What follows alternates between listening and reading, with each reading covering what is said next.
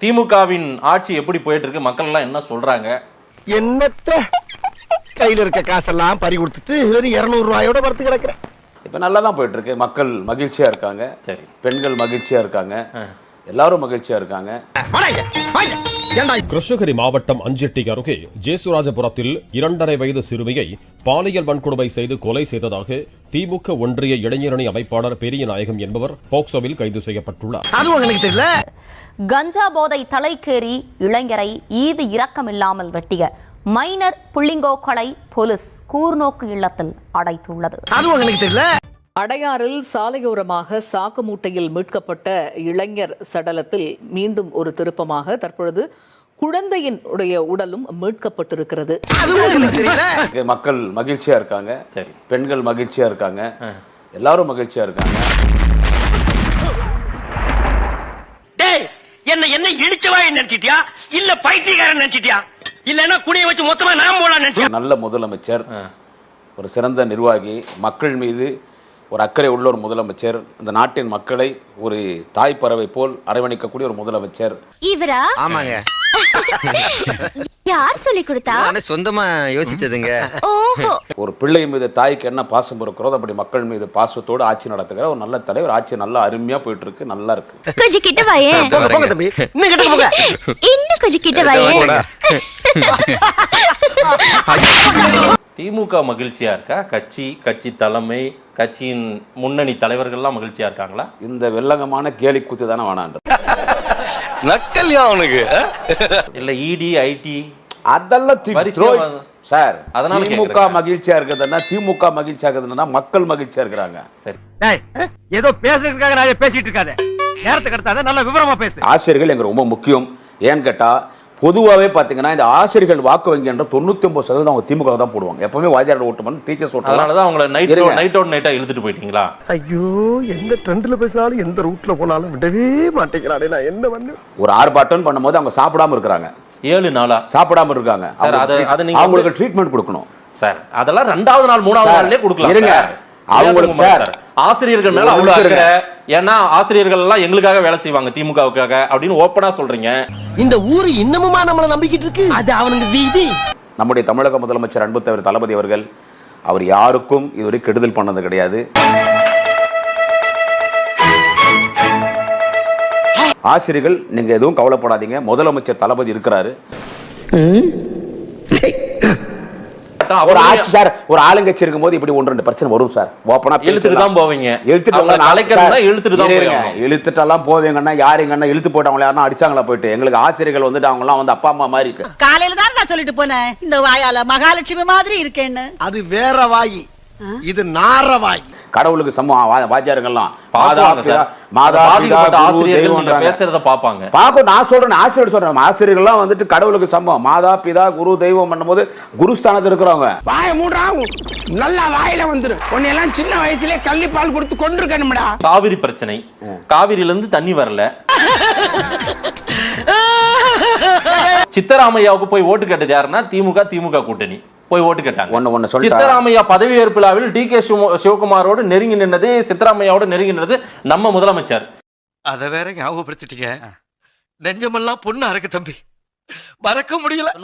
ஒரே ஒரு phone call போட்டு, என்னங்க இந்த பிரச்சனை, ஏங்க இப்படி பண்றீங்க, தண்ணியை விடுங்க, எங்க மக்களுக்கு அங்க வந்து பாதுகாப்பா இருக்கணும் அப்படின்னு சொல்லலாம்ல.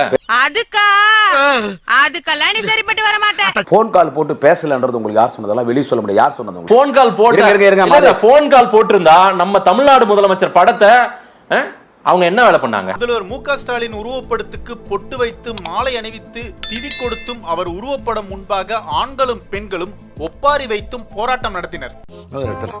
என்ன இது மண்டைக்கு மேல டிஃபன் பாக்ஸ் ஆக்ஷன் சொல்லியாச்சுங்க. 16 இடங்கள் 60க்கும் மேற்பட்ட கலை நிகழ்ச்சிகள். 16 இடங்கள்னா என்ன வாந்தி வருதா? ஆக்ஷன். மீண்டும் வருகிறது சென்னை சங்கமம்.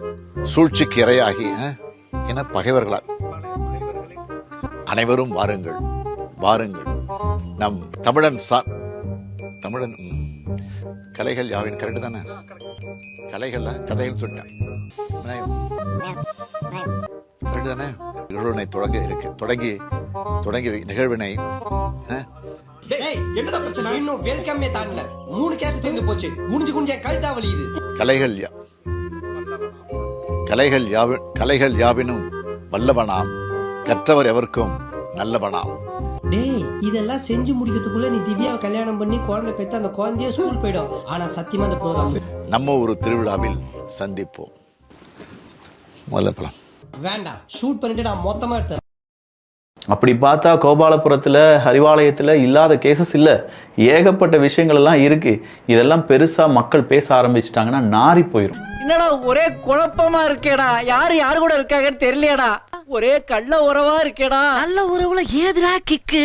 தனிப்பட்ட வாழ்க்கை அப்படின்னு சொல்லும்போது நியூஸ் ஆங்கர்ல இருந்து இங்க நடிகை வர, F1 ஃபார்முலா கார்ல இருந்து அந்த பக்கமா இருக்கக்கூடிய சாதிக் பாக்ஷா வர, ஏகப்பட்ட விஷயங்கள் இங்கே மௌனமாக இருக்கின்றன.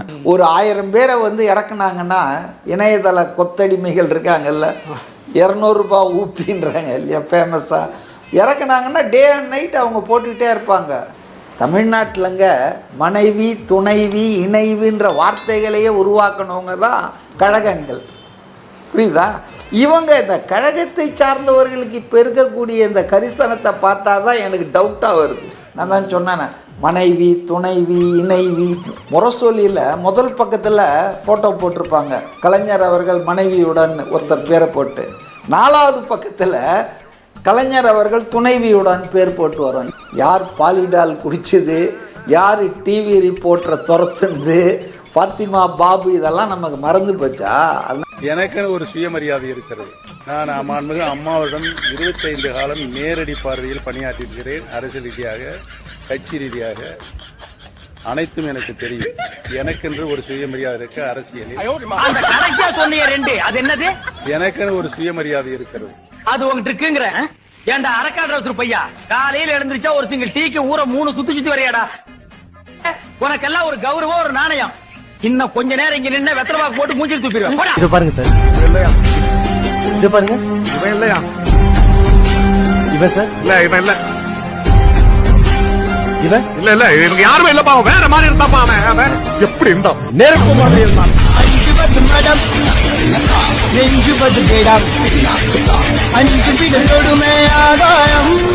முத்தை திரு பக்தி திருநகை அத்திக்கிற சக்தி சரவண முத்துக்கூறு வித்துக்கூறு வர எல்லாம்